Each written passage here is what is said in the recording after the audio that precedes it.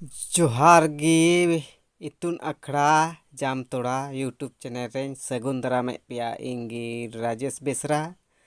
तो तिहिना वीडियो लय अबुना जे संथाली ऑलचिकी लिपि ते चिलिका पढ़ा जैसे रहा लहा आते गबान। ठीक नोइन लय अबुना रहा लहा आते गबान।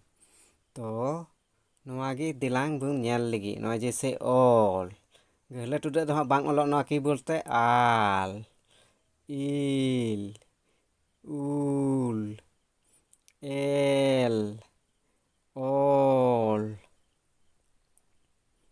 आम ओम इम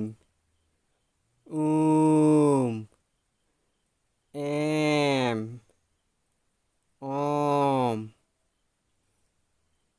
इन आन ओन ऊन एन ओय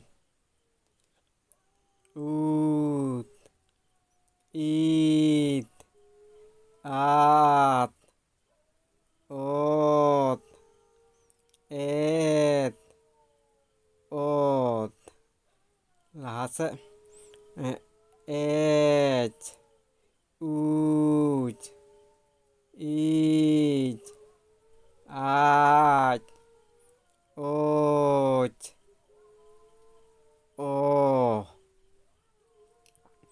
ओ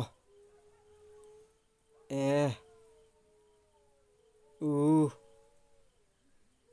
ई आ ओ।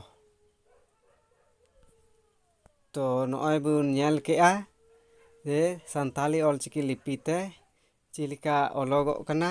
तो एनखान तिहिना वीडियो दो नेंडेगी मा एनहो नेक्स्ट वीडियो अगुई तबुना एनखाय जोहार।